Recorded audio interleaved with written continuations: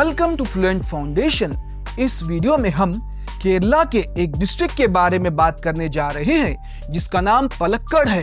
केरला भारत का वो राज्य है जिसमें शिक्षा का दर 96% है और इस स्टेट में औरतों की शिक्षा का दर भी काफी ऊंचा है, जो दूसरे राज्यों के लिए एक मिसाल है। केरला के इस स्टेट में आपको जगह जगह यूनिवर्सिटी और जगह जगह स्कूलें मिलेगी जिसमें औरतों की मुकम्मल तालीम का बंदोबस्त किया गया है। स्कूल से लेकर कॉलेजेस से लेकर यूनिवर्सिटीज तक का इंतजाम यहाँ पर है। इस केरला के स्टेट में एक डिस्ट्रिक्ट है जिसका नाम है पलक्कड़। यहाँ पर एक लाइब्रेरी है।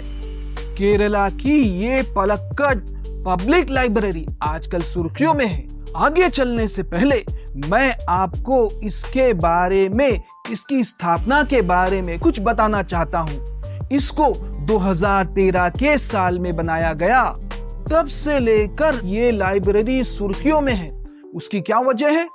इस लाइब्रेरी ने 2014 के फरवरी में औरतों का एक नया विभाग खोला। इस विभाग का काम क्या था? ये औरतों को मजबूत बनाने के लिए, सशक्त बनाने के लिए, आत्मनिर्भर बनाने के लिए तरीकों पर विचार विमर्श करना और इस पर बहसो मुबाहसा करना था। इसको प्रैक्टिकल में डालने के लिए, इस पर अमल करने के लिए, औरतों को एक नई पहचान दिलाने के लिए ये लाइब्रेरी एक नमूना बनकर उभरी है। इस लाइब्रेरी में कुल 1000 मेंबर हैं, जिसका तिहाई हिस्सा यानी 333 के लगभग मेंबर जो है वो औरतें हैं। इस लाइब्रेरी ने अपने मकसद को कामयाबी में बदलने के लिए बहुत अच्छे काम अंजाम दिए। इस लाइब्रेरी ने अपने हाल को फिल्म दिखाने के लिए और औरतों के मसाइल को हल करने के लिए, घरेलू झगड़ों को हल करने के लिए, बच्चों की देखभाल में आने वाली समस्याओं को दूर करने के लिए, औरतों को पेश आने वाली कानूनी समस्याओं को दूर करने के लिए, इसी तरह कारोबार में औरतों को पेश आने वाली समस्याओं को दूर करने के लिए विचारों विमर्श करने के लिए अपने हॉल को इस लाइब्रेरी ने खोला। इस लाइब्रेरी के बारे में यहाँ के सेक्रेटरी बताते हैं कि पढ़ाई लिखाई के जरिए औरतें अपनी पहचान बना सकती है और इसी तरह आपस में यूनिटी कायम कर सकती है। आगे इसके सेक्रेटरी बताते हैं पुराने जमाने की जो लाइब्रेरियां थी, जिनमें लोग लाइब्रेरी से उधार किताबें लेकर जाया करते थे और घर पर पढ़कर उन्हें वापस किया करते थे, आजकल धीरे धीरे वो लाइब्रेरियां गायब होती जा रही है, कम होते जा रही है। और गांव की लाइब्रेरियों में जहां पर लोगों के पढ़ने का इंतजाम किया जाता है, वहां पर ज्यादातर तादाद मर्दों की होती है। इस वजह से औरतों को उनके साथ बैठकर पढ़ने में दिक्कत महसूस होती है, शर्म महसूस होती है। इसका नतीजा ये निकला कि केरला की वो औरतें जो हिंदुस्तान की सबसे ज्यादा पढ़ी लिखी मानी जाती है, वो लड़कियों ने, उन औरतों ने अपने वक्त को टीवी के सामने जाया करना शुरू कर दिया। अगर ये सिलसिला चलता रहा तो केरला की पढ़ी लिखी औरतों का वही हाल होगा जो पहले जमाने में था, जिसमें पहले जमाने में औरतें रात में घर से निकलने में अपने आप को बहुत ज्यादा असुरक्षित महसूस करती थी।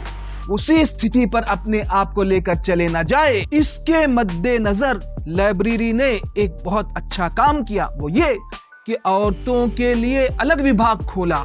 पलक्कड़ की इस जिला लाइब्रेरी में क्या होता है? औरतों को सशक्त बनाने के लिए, एम्पावर करने के लिए अलग अलग टॉपिक्स पर क्लासें ली जाती है, वर्कशॉप किए जाते हैं और रीडिंग रूम्स का सहारा लेकर ये पलक्कड़ डिस्ट्रिक्ट लाइब्रेरी जो है दूसरी लाइब्रेरियों के लिए एक मशाले राह बन गई है, एक बीकन बन गई है, एक प्रेरणा का स्रोत बन गई है।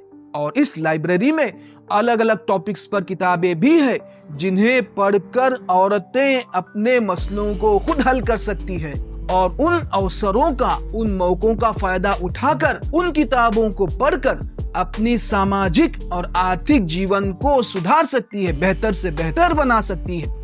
अब लास्ट में मैं आपके सामने इस लेसन का मकसद खोलना चाहता हूँ।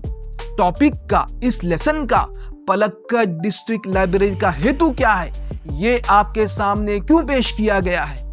नंबर 1, ह्यूमन एजुकेशन को प्रमोट करने के लिए। नंबर 2, लाइब्रेरीज का महत्व, हमारे जीवन में लाइब्रेरी का क्या महत्व है ये बताना है। नंबर 3, किसी भी कौम को अगर तरक्की करना है तो उसके लिए सिर्फ एक ही रास्ता है, वो अपने आप को मॉडर्न एजुकेशन से इक्विप करे और अपने आप को बदलते हुए जमाने के साथ अपने शैक्षणिक काबिलियत को जमाने के एतबार से निखारते रहे, तभी वो कौम वो मुल्क जाकर तरक्की कर सकता है।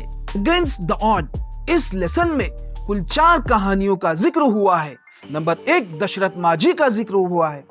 उनकी कहानी से हमें ये हौसला मिलता है, ये सबक मिलता है कि हमने अगर जीवन में कोई हेतु बनाया है, कोई मकसद बनाया है, उस मकसद में अपने आप को पूरी तरह मिटा देना है। चाहे उस मकसद के हासिल करने में जो भी दुश्वारी हो, जो भी प्रॉब्लम हो, उन प्रॉब्लम्स के आगे हमें पहाड़ की तरह खड़े रहना है। तो एक वक्त हमारे जीवन में ऐसा आएगा कि हम अपने मकसूद को, अपने मंजिल को पहुंच जाएंगे, अपने मिशन में कामयाब हो जाएंगे। Story number 2, tracks to Tajnagar. इस कहानी का मकसद क्या है?